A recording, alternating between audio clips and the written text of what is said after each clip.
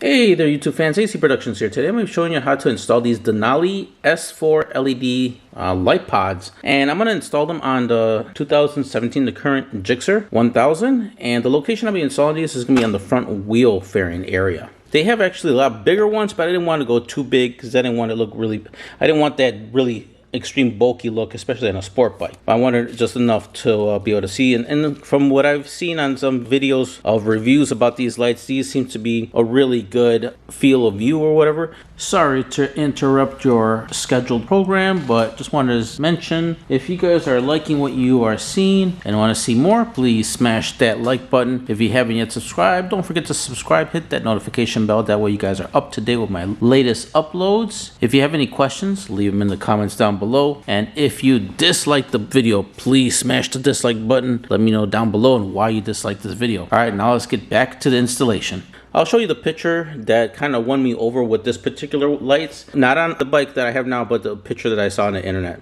So compare these to some other ones from Denali. I think these were going to be the better choice for me. In the package, you are going to get your light, of course. You're also going to get a little bit of some mounting equipment or mounting hardware, which we're really not going to be using in this particular installation. So we are going to be removing this. Also inside of the package comes this little pigtail connector. These actually turn signal cabling, as you got your negative, you got your steady on, and then you have your flash. So you can actually connect these to your turn signals. The only reason I could think of to actually use these particular lights, but these are white, because you can get external covers to change this to a yellow, or a cover that goes on the outside. I'm not sure how Denali sells it, but you can change these to a yellow. So if you were to change the front cover to a yellow, you would connect this over here, and then you would hook up these wires to your turn signals. So when you do put your turn signals, these suckers are going to light up pretty bright for a turn signal. Not sure why you would use them as a turn signal, but yeah, these are insanely bright. I would say, let me see, it doesn't say anything on the packaging about the lumens, but if I pull up some specs for you guys to check out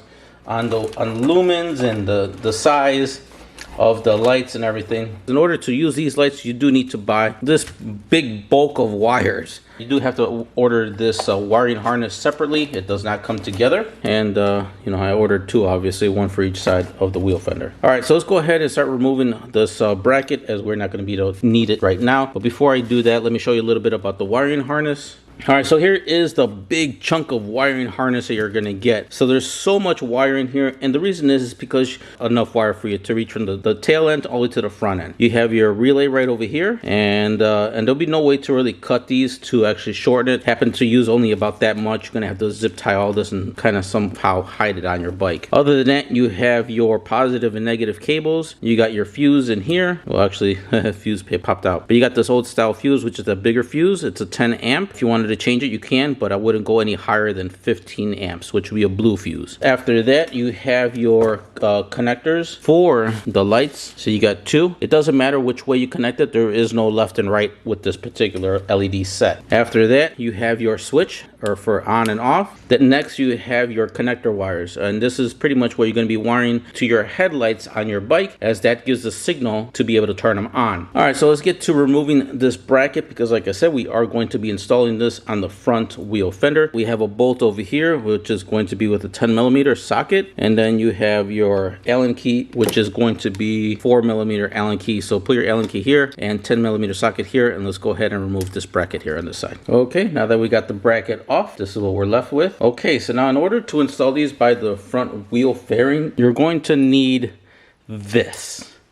All right, so we're gonna have a bolt that's around this long, which measures out to be, should have done this before recording this for you guys. It's gonna be around 4 inches long. All right, next, this is an M6 thread, metric, of course, and we got all of these spacers. So here's the ones that came off of the front fairing, which is gonna be a rubber grommet spacer or whatnot. And your bike, your Gixxer is only gonna have this first one. I added the second one, and I added this little tube to give it some rigidity, I guess, when putting it back on. So you're gonna need that. If you happen to maybe find something that's just a little bit on the thicker side with both of these together at the store, that'd be best. So we got that piece. Then we have a one spacer. That's pretty much just gonna kind of go over that. Put it actually over on this side. There we go. So we got that piece. Next, we have a coupler, I guess is what they call it. And that's just gonna pretty much just thread on, as we do need, we need that space. So you're gonna get one of these as well. After that, this is the part where it's gonna start to get interesting, because because if you could find a spacer this big, you know, altogether, unfortunately I only had this one, which is right here, this little small one. If you could go to the store and actually find that's just a little bit wider, pretty much the comparable as both of these, that would be more optimal. I'm gonna say that all that together will equal out to be a 1/2 inch. So a 1/2 inch wide spacer is what you're going to need. Okay, so let's go remove all of that out. All right, so after that 1/2 inch spacer, try to keep everything together, you're going to need this little guy, which is hard to focus. All right, so there it is. It's another like a washer or a spacer, what you call it, that has the little teeth on it, because you're going to need something to grab onto and lock everything in place. You're going to need 2 of those. So that's one, and then here is the other. After that, you're going to need another spacer that equals out just a little bit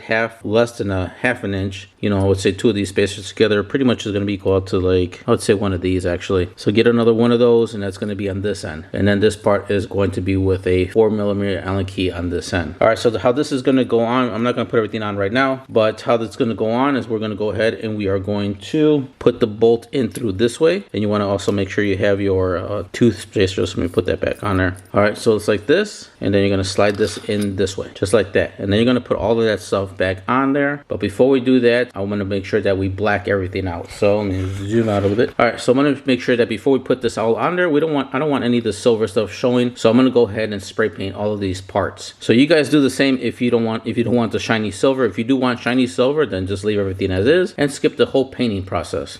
But for me, I'm going all black. So I'm going to put this off to the side, lay everything down. And then the paint that I'm going to be using is going to be this guy right here. It's a Rust-Oleum textured black paint. It's like a flat, semi-shiny, I guess, black paint. All right, so I'm going to go ahead and paint, and then I'll show you on how to put everything back together. Okay, now that we got everything off, we're going to be using some thread tape. Now we're going to go ahead, and even though we're not going to be needing this part with the thread tape, just pretty much where the thread starts, just go ahead and thread tape all the way to the end. Okay, now that we got the whole threaded area with the tape on there. If you're new, also you guys, I forgot to mention before, but if you guys are new to my channel, I always only show what I do with one side of the bike, because what I do on one side is going to be the exact same on the other side. So there's really no point in showing you doing the same thing twice. Okay, so now we're going to be installing our light. So just note, you know, either you're doing the left or right on the direction of your bolt. So we're going to be installing this on the right side of your sit on the bike. So it's going to be like this. Make sure we get the bolt, and then we just put it in through here. So it's like this all the way through. All right, after that, we are going to pretty much everything that we just took off, we're going to put right back in. Just minus this part, the little grommet part that goes on the bike. So we're going to put the tooth spacer, that long spacer, and these guys in. Once you get those guys in, and then we're going to get our threaded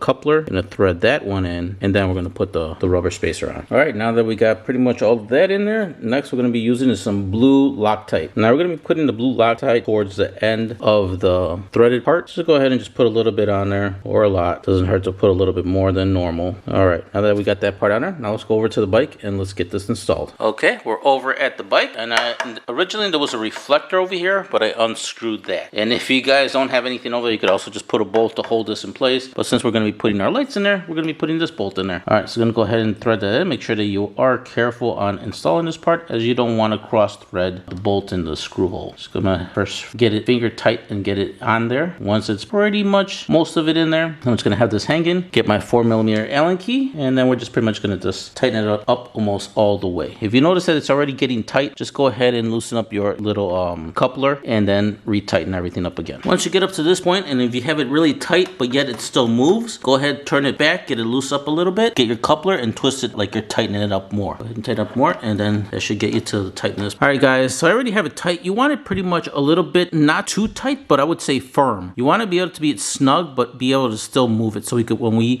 finally do plug everything in, we can still make our adjustments. But so far it is looking really good on both sides, and it's definitely gonna light up the roads when we hit those dark areas. All right, next is time to install the big wire harness. Now before we actually get it routed to the bike, what we're gonna do is we're gonna cut the ring terminals, and what we're gonna do is we're just gonna cut a little, make it into pretty much a letter C. So cut there, so it looks like that. And the reason being is because when you remove the screw, well, we're not going to completely remove the screws off of the battery. We're just going to loosen it lightly and then slide the connector in. It's a lot better than removing the screw, because if you've had any experience removing screws off of the battery, you know how much of a frustration it is when the little bolt disappears inside the battery and then you have to try to fish it out. So doing it this way, it's a lot easier, stress-free. All right, anyhow, so let's go over to the bike and let's see how we're going to route the wire. Unfortunately, guys, that's going to do it for this first section of the video. Stay tuned for part 2 of this installation, as I had to break up the video so it wouldn't be too long.